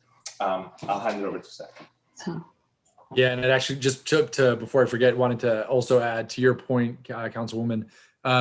We do know that licensure is something we want to provide support, particularly for our novice teachers. These are, folks who are in their first year, who are, doing that incredible, for anyone who's been a teacher that first year when you're putting, so much into it and have, you're kind of working around the clock. Some of it can just be needing that extra support and reminders around how to navigate some of the licensure. So we've hosted, what we've learned is, by the time people are submitting their licensure in the spring, it's for renewal, it might be too late. So it's, we've started already in the fall having sessions with our teachers who are on an emergency certification to make sure they know kind of the guideposts and milestones, and we'll continue to work with them through the school year, and are hoping to support with some praxis support, because that's another barrier we see as people not only kind of navigating what all the requirements are, but also support through the praxis test. Yeah, and Scott, sorry. Okay. Sorry, Councilwoman Laforte, I just want to do a time check. It's 8:40. I know that we have Councilman Espinal waiting. Councilman Goncalves is asking to come back, but I want to check with the council members that have not speak before I go back to the one that already spoke. Okay. So can you just ask your final question, then I go to Councilman Espinal. Absolutely. And I'm just going to make a comment. Just we should leverage the partnerships that and the resources that we have. So right here in Providence, and this person's also a Providence public school teacher, is Dr. John Pape, who did who has written about teacher residency programs, and particularly the Boston teacher residency program. And so we know, based on the research and including, the research done on why teachers of colors do not stay. Yes, not having the support from leadership is one of the criterias. The lack of support, the lack of training, and the studies show that teachers who go through teacher residency programs, one, after 3 years of teaching, tend to stay in the teaching field much longer. Two, are better prepared to be teachers, and it's one of the highest gross recruitment tools of teachers of color. And I've been advocating and talking and meeting with people about creating one here, but perhaps one of the things that we should think about is some sort of reciprocity type of structure to work with the Boston teacher residency program as we create our own here in Providence, because this COVID situation and meeting our student needs is not going to go away next year. We're going to have to create some sort of bridge program over the summer to prepare students for the fall, and again, working with our universities to support that, and people who are in teaching programs. So just thinking about some of the resources that we already have here right in our state and that are part of our district, and to utilize those resources so that we can provide a better system and structure for our students and contribute to the work that you guys are already doing. So thank you. Thank you. Thank you, Councilwoman. Councilman Espinal. Then I'm going to check with any council member that have not had the opportunity to speak before going back to Councilman Goncalves. Councilman Espinal. Thank you, Madam President. Thank you so much. And dear colleagues, thank you so much for such interesting questions. This session has been very informative. Superintendent Peters and your team, thank you so much for everything you're doing to educate our kids. I could just imagine what you're going through with your team. Think about the many years that it took to put the system that we have together, and all that was just taken apart really by this virus. So you have had to restructure things and find a way to really that will work during this pandemic and during the current situation that we're under.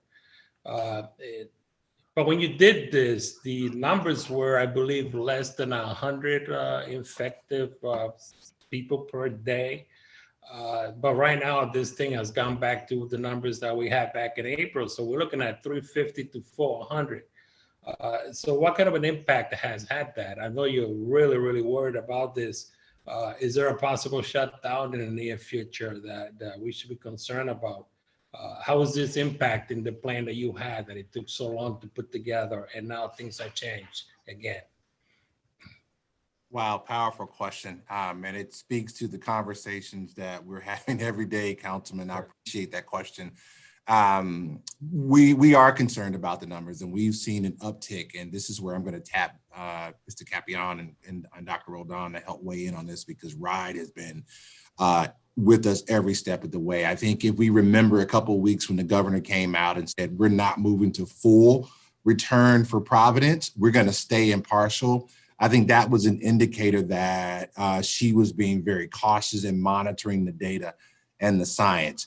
We have been looking at every school every day, and you know that our infection rates have begun to climb.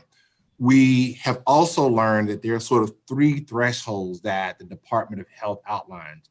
One is, are there sort of, I would say, intermittent infections? You may have a student here, a student there, maybe two in this class. If that happens, then DOH, they do the contact tracing, quarantine folks and all that stuff. Then there's the second level where there's an entire class, a pod, or a hub that may be infected or test positive. That's a little more serious. And then the third level is an outbreak where you have mass infections across a school or schools. We're fortunate that we've not gotten past level one. Now, do we have cases in schools? Yes. So DOH has been very clear that whenever there's an outbreak, there is no question. They're going to recommend shutting down schools. What that threshold is and what that looks like, I think that's the ongoing conversation. I'll give you an example. So I've got two schools that have about 430 students in each school. However, one school has about 108 staff members and the other has about 67. And you may be asking yourself, that doesn't make sense. Well, one school has a larger population of special needs. So you'll have a lot of teaching assistants, a lot of therapists, and where this school doesn't. So when we're talking about staff members being out on leave or quarantine, the threshold for making sort of these pivots, it's very different. Now, are there times where we may have had an infection in one class and that classroom has to sit for 24 hours before we can come in and do the deep cleaning, and we've got to flip that one class to distance learning? Absolutely. What we're not seeing right now is the widespread within our schools.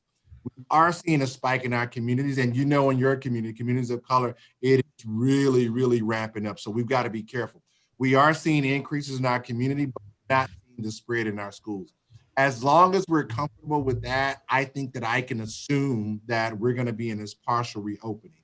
But I'm also going to put a plug right there and ask Dr. Roldan and Mr. Capion to tell us a little bit more about the RIDE perspective with that, because they are literally talking to the DOH and CDC every day, several times a day.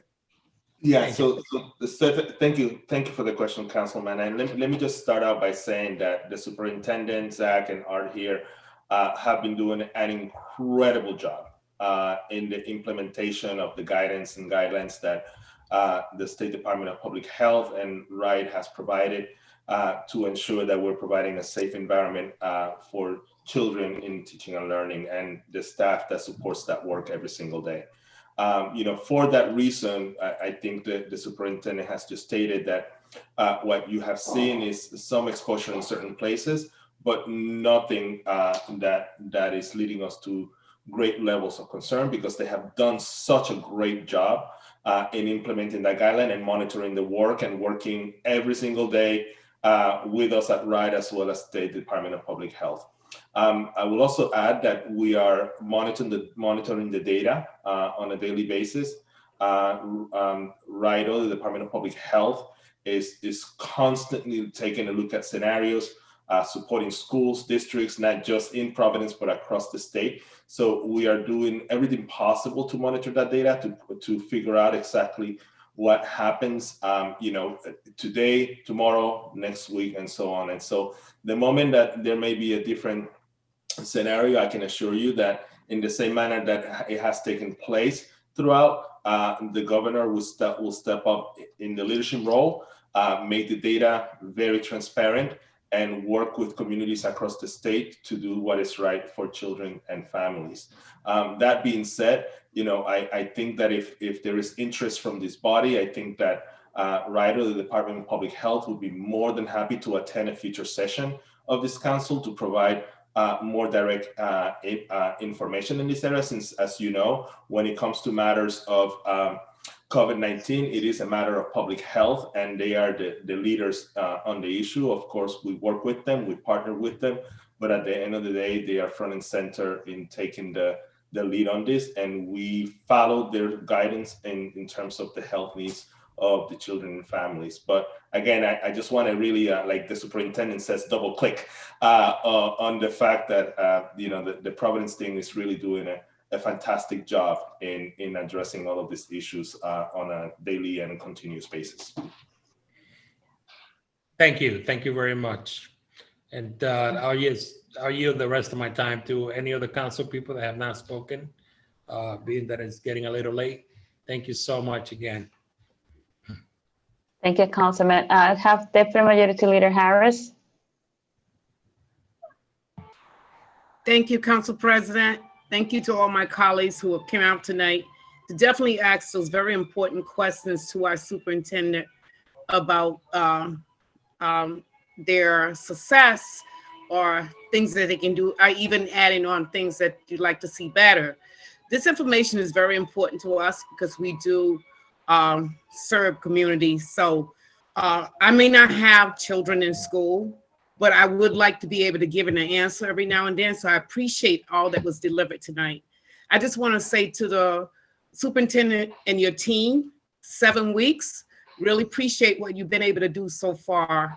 And the most important thing is, how do we definitely try to figure this, because the scientists even tell us every day things are different, whether we're touching objects or whatever. So for us, even as just regular people just trying to navigate this thing, we have not been able to figure it out. So I want to appreciate that. I don't have any questions, but I just wanted to say, I just want to take a minute to say thank you for coming out tonight.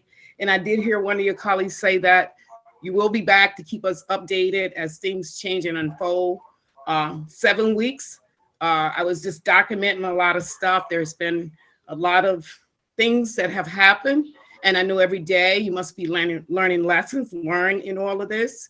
I can say even in my work that I do, every day is a challenge, and we're learning through this this health crisis, and want to be there and be as much support, especially as we deal with our own constituents and what they need as well. So I just wanted to say thank you. I don't have really a big question for you. I think I would be very interested in what happens as the time goes. 7 weeks is pretty early, I said, and you've been a Okay, sorry, Councilman.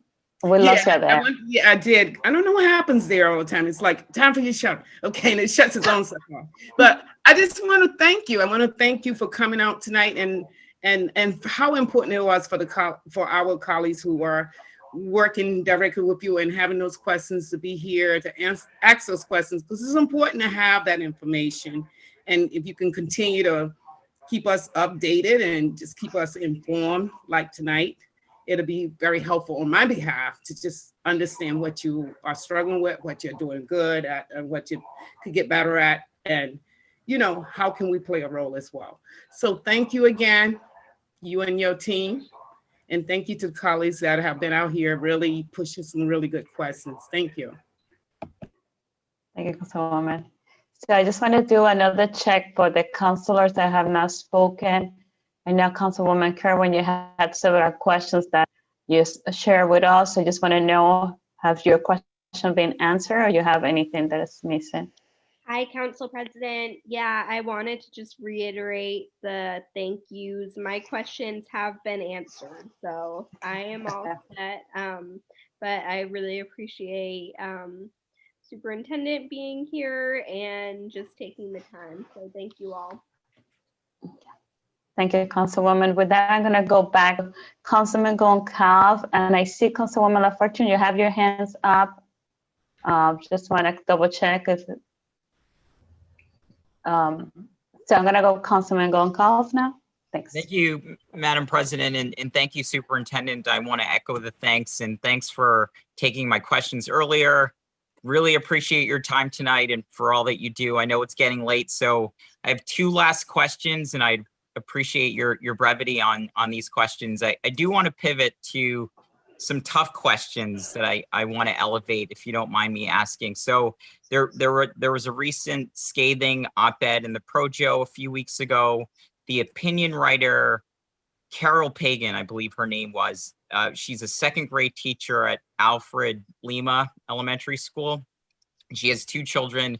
She said her son's charter school communicated constantly with parents about its plans. It was transparent. They laid out the plans for distance and in-person learning. And most importantly, teachers were partners with the school officials. And then she said on the flip side, she said Providence Public Schools in the state haven't been transparent or clear or timely. And she said it was confusing in terms of accessing virtual learning, not understanding the protocols. There were some Spanish-speaking parents who were particularly frustrated about the process. And then she said in her classroom, desks are 2 feet apart to fit all 23 of her students. Is this accurate? And what would be your response to Ms. Pagan? Yeah, so we absolutely respect Ms. Pagan's opinion. We don't, I mean, we appreciate her sharing it. Would have loved the opportunity to perhaps engage her around problem solving. That hasn't been the experience for a number of teachers, but I don't want to belittle the experiences that she's had. The district of 40 or 50 schools is very different than one charter school. With a vast, wide array of communities and challenges that we have to face, just transportation and feeding and having like the things that so, and we're not gonna sit here and say we got it right. And what you're gonna have is a superintendent that's gonna own it. I mean, if it's not right, it sits on my shoulder and we have to correct it, because that's not the experience that I want my teacher to have. Teachers are working hard and overtime in really, really tough situations. So I respect her opinion. Will work day and night to change her perception to make sure she has the supports. And I will be the first to tell you, Councilman, it wasn't perfect. And I don't think anybody across the country got it right. But you know what? That's not an excuse, because I expect Providence to get it right. We're different. We're better, and we want to operate that. But I appreciate her experience. I would love the opportunity for my team and I reached out to her, hey, can we talk? Don't want you to feel this way. How can we fix it? How can we better communicate? When you have a big system, just the bureaucracy doesn't allow the response time, just the decision-making stream. We're talking about one charter school, but we're also talking about our partnership with RIDO, our partnership with city and state government. Like, there are a lot of things that we have to pressure test before we can press play. And again, it is not to minimize her challenges. We do not want any teacher to have the experience. Her challenge is enough teaching students in a pandemic. So we want to mitigate that. So I appreciate her sharing her frustration. Would have loved the opportunity to have that conversation offline, because I believe we could have fixed it.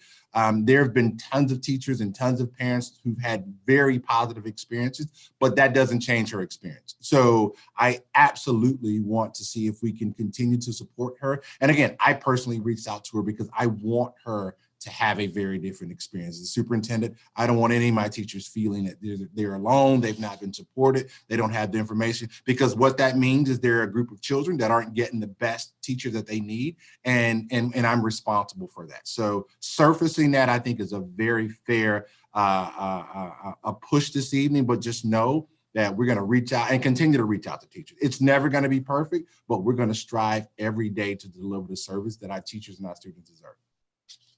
Thank you so much for that. And thank you for your leadership on that front. Lastly, I had a teacher reach out inquiring about cleaning supplies used in schools, specifically a cleaning product named Virex. Mhm. And I tried to read, an EPA report on the chemicals, and obviously it's got disclaimers such as the concentrate can be fatal if absorbed through the skin, but several chemicals have those disclaimers. So she was just worried about how it's being diluted among your cleaning staff, and I'm worried too, and I'm sure she's worried about students being exposed to these chemicals all the time. So she reached out just hoping to find out more about the safety protocols around this specific cleaning product, and if you're willing to speak to that, we'd love to hear more.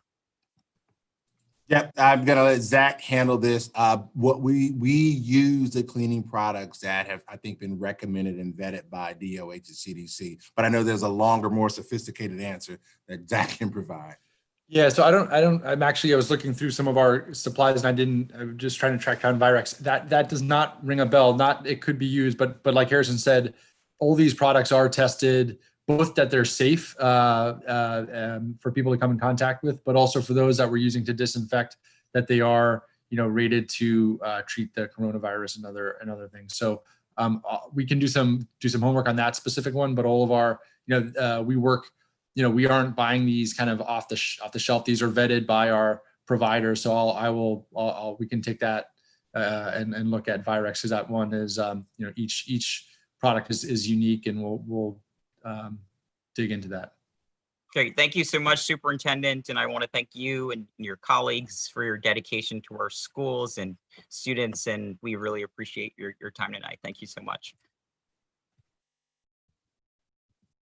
Thank you. Thank you, Councilman. I see Councilwoman LaFortune, you have your hands up. You're all set? Okay. All right. Any other question for our guests? Council President, if I may, just 30 seconds. I know you don't like this, but I'm going to say it publicly. You've got some happy high schoolers out there. The RIPTA bus, our bus routes now are 1 mile. And that has been something you have been pushing for a while. So they are extremely happy about that. And I know you've been a champion for that. I know you don't like the public praise, but I wanted to say, being able to add a better level of service to our high school students has been well received. And we really appreciate the push and the encouragement. It was the right thing to do. We were happy that we were able to do it, but certainly because of your leadership, we've been able to stand it up. So I just wanted to say, I don't know if I said it yet, but publicly, thank you, because it has been a game changer for our high school students. Thank you so much. I think that's going to help a lot with attendance. So thank you so much for that. So with that, I just want to say thank you. Thank you for the time and your presentation. I'm pretty sure we're going to ask you to come back at some time. We're going to give you some time to analyze the situation. But this has been very, very informative. We really enjoyed this conversation. Madam President. So, yes, Victor? If I may, for just 30 seconds, texted with the commissioner, and she wanted me to make sure that I convey her thanks to the council and specifically to you for your partnership and your support during these last few months. So really just wanted to echo what the superintendent said, and thank you all for your partnership and for your support. So thank you.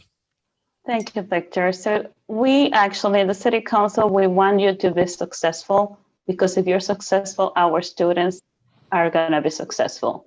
So thank you for the work that you do, and let us know how we can help. And we're looking forward to having you back here. Okay. With that, we have a motion to adjourn. Motion to adjourn. Is there a second? Second. Second. Motion has been made in second. All those in favor? Aye. We're adjourned. Thank you so much. Thank you.